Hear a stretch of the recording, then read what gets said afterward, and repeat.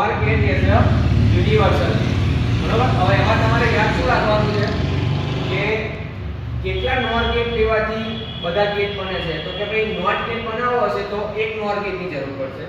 એટલે OR gate બનાવવો હશે તો બે NOR gate ની જરૂર પડશે. AND માં 3, NAND માં 4, XNOR માં 5 અને XOR માં 6 નો એક ગેટ ની જરૂર પડશે. હવે NOR ગેટ નો આપણે પહેલા ટ્રુથ ટેબલ જોઈ લઈએ. એટલે દર વખતે તમારે યાદ ના રાખવું પડે. તો 0 0 1 1 0 1 0 1. તો NOR ગેટ માં શું થશે? તો કે 0 0 જ ખાલી 1 થશે, બાકી બધું શું થશે? 0 થશે. એટલે તમારે ટૂંકમાં જો યાદ રાખવું હોય તો ખાલી 0 0 હોય ત્યારે જ 1 લેવાનું, બાકી બધામાં 0 લેવાનું. બરાબર?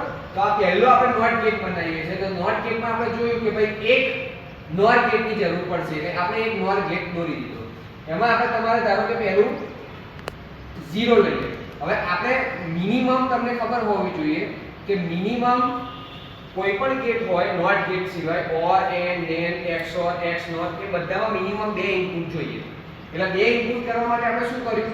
એક હતું એનું આપણે શોર્ટ કરીને સેમ એનું એ રાખ્યું. એટલે જો A 0 હશે તો આ પણ 0 થશે, 1 હશે તો આ પણ 1 થશે. એટલે આપણે આ 0 છે તો 0 0 શું થશે?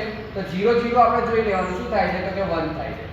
1 મૂકીએ તો બંને 1 થશે. તો 1.1 શું થાય છે? તો કે 0 થાય છે. હવે તમારે આ જે આઉટપુટ આવ્યું છે એ તમારે એક્ચ્યુઅલ NOT ગેટ જોઈ લેવાનું. 0 નું શું થતું હતું? 1 થતું હતું અને 1 નું શું થતું હતું? 0. એનો મતલબ કે તમે એક NOR ગેટ નો યુઝ કરી તમે NOT ગેટ બનાવી શકો છો. હવે બીજો આપણે OR ગેટ છે. તો OR ગેટમાં કેટલા જોઈશે? તો કે 2 જોઈશે. તો 2 કઈ રીતે? તો કે પહેલું AB ઇનપુટ વાળું લઈ લેવાનું. એનું જે આઉટપુટ આવે છે y1 એને બે ભાગમાં સ્પ્લિટ કરી દેવાનું. એટલે આ રીતે બને. એટલે આપણે જોઈ લઈએ તો કે 2 0 0. કારણ કે 0 0 આ 0 0 1 1 0 1 0 1 તો 0 0. તો 0 0 શું થશે? તો અહીં જોઈ લેવાનું. તો કે 0 0 શું થશે? તો કે 1 થશે. 0 1 તો કે 0 1 0 તો કે 0 1 1 તો 0. અહીં તમને y1 મળી ગયો. એટલે y1 તમારા પછી બે ભાગમાં સ્પ્લિટ થઈ જશે.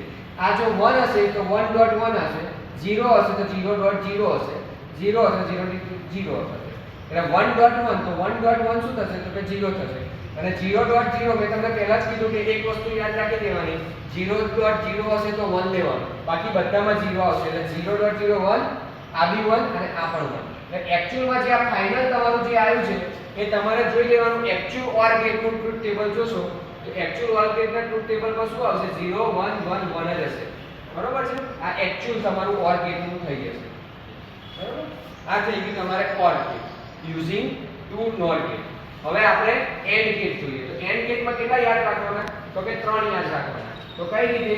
તો કે ભાઈ આપણે પહેલા A લઈ લીધું, B લઈ લીધું, એને બે ભાગમાં સ્પ્લિટ કરી દીધું અને એના જે આઉટપુટ આવ્યા y1 અને y2 એને પાછા એક NOR ગેટમાં આપી દીધા. એટલે 0 0 1 1 0 1 0 1. એટલે y1 શું થશે? તો આપણને પહેલાથી મેં તમને કીધું છે કે 0.0 હશે તો 1 થશે, બાકી બધા શું થશે? 0 થશે. એટલે 0.0 એટલે શું થશે? 1 થશે. 1.1 તો 0, 1.1 તો 0. બરોબર? એટલે તમને y1 મળી ગયું. હવે y2 કોનું આઉટપુટ છે? તો કે b નું છે. તો b નું જોવાનું. જેનું આઉટપુટ હોય એનું જ જોવાનું. આ y1 કોનું આઉટપુટ છે? તો કે a નું છે. y2 કોનું આઉટપુટ છે? તો કે b નું છે. તો 0.0 શું થશે? 1 થશે. 1.1 શું થશે? તો કે 0 થશે. 0.0 શું થશે? તો કે 1 થશે. અને 1.1 શું થશે? તો કે 0 થશે. બરાબર? આ બંને જે છે એ ક્યાં જશે? y1 y2 શેમાં જશે? તો કે આમાં જશે. અને એનું આઉટપુટ કયું આવશે? તો કે y આવશે. એટલે જોઈ લો 1.1 તો શું થશે? 0. 1.0 તો કે 0. 0.1 તો કે 0 અને 0.0 એટલે 1.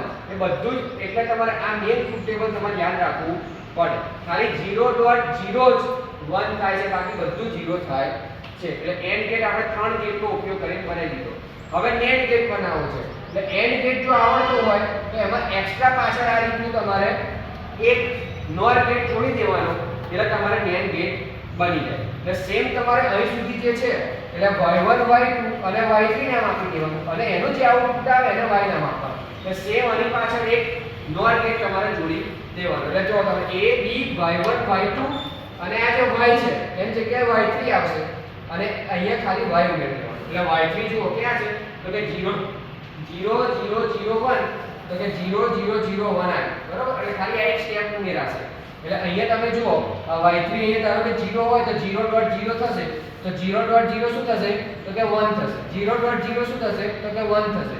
અને 0.0 શું થશે તો કે 1 થશે, પણ 1.1 શું થશે તો કે 0 થશે. એટલે તમે આ એક્ચ્યુઅલ જે y આવ્યું એ નેટ ગેટનો ટ્રુથ ટેબલમાં આઉટપુટ જોજો એ આવું જ આવશે 1 1 1 0. આ રીતે જોવાનું 0 0 તો કે 1, 0 1 તો કે 1, 1 0 તો કે 1 અને 1 1 તો 0. એટલે તમારું જે y આવશે એ એક્ચ્યુઅલ જે નેટ ગેટનું આઉટપુટ હશે એ પ્રમાણે આવશે. બરોબર. હવે આપણે જોઈએ છે x NOR ગેટ. તો x NOR ગેટમાં કેટલા આપણે OR ગેટ લેવાના? NOR ગેટ લેવાના 5 લેવાના. એ 5 લીધા પ્રમાણે તમે જશો તો તમારે જે બુકમાં થોડું જુદી રીતે આપ્યું છે, આપણે આ જુદી રીતે લઈએ છીએ. આ રીતનું આપણે AB લઈ લઈએ છીએ. બરોબર છે.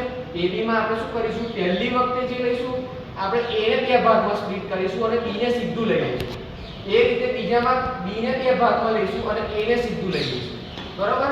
એટલે A ને આપણે બે ભાગમાં લીધું એટલે એનું A1 નામ આપી દીધું, કારણ કે A માંથી A1 બદલાઈ જશે, પણ B છે ને સીધું જશે.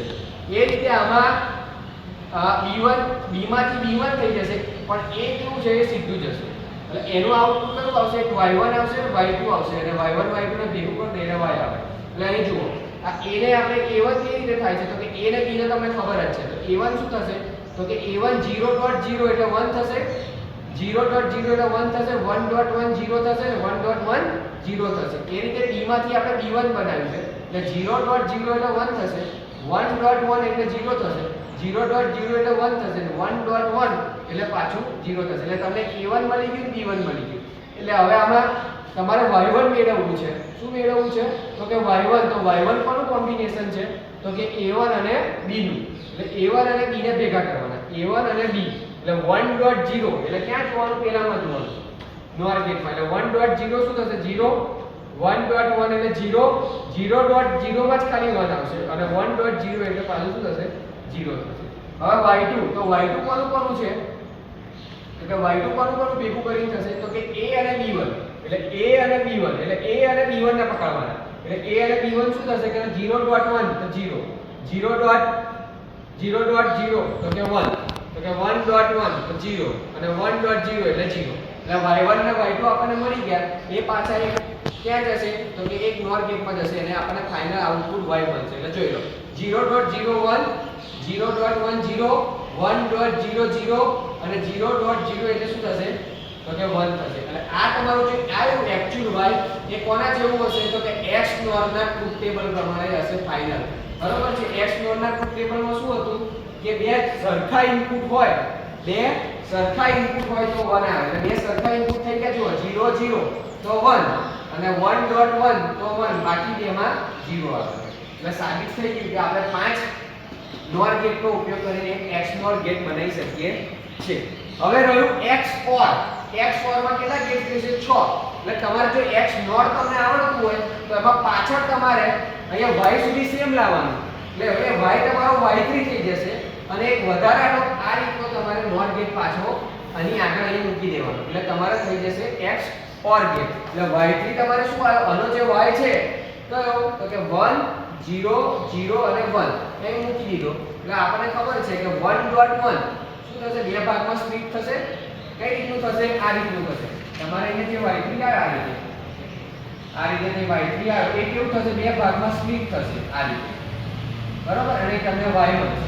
તો y3 બે ભાગમાં સ્પ્લિટ થયો એટલે 1.1 તો 1.1 એટલે આપણને ખબર છે પેલા પ્રમાણે તો 0 થશે, 0.0 એટલે 1 થશે, 0.0 એટલે 1 થશે અને 1.1 એટલે 0 થશે. એટલે એક્ચ્યુઅલ તમારો જે y આવ્યો એ તમારા એક્ચ્યુઅલ ટ્રુથ ટેબલ XOR વાળું જોઈ લેવાનું. XOR ગેટમાં તમે શું યાદ રાખતા હતા કે બે જુદા જુદા ઇનપુટ હોય તો 1 આવે. એટલે બે જુદા જુદા ઇનપુટ હશે ત્યારે 1 આવશે, બાકી બે 0 આવશે. આ રીતે આપણને શું મળી ગયા? 6 NOR ગેટનો ઉપયોગ કરીને આપણને XOR ગેટ મળી ગયો છે. હવે તમારે ખાસ યાદ રાખવા માટે આ એક ખાસ તમારે યાદ રાખવાનું છે અને NOR ગેટનું ટ્રુથ ટેબલ આ બે તમને આવડતા હશે તો જ આ બધા ગેટ આવડશે. તો તમારે પહેલા એક્ચ્યુઅલમાં તમારે પહેલા યાદ રાખી દેવાનું કે નોટમાં 1 જોઈશે, ઓરમાં 2 જોઈશે, એન્ડમાં 3 જોઈશે, નેન્ડમાં 4 જોઈશે, XNOR માં 5 જોઈશે, XOR માં 6 જોઈશે. તો તમારે આ પહેલા યાદ રાખીને પછી આ રીતનું ડ્રો કરી દેવાનું.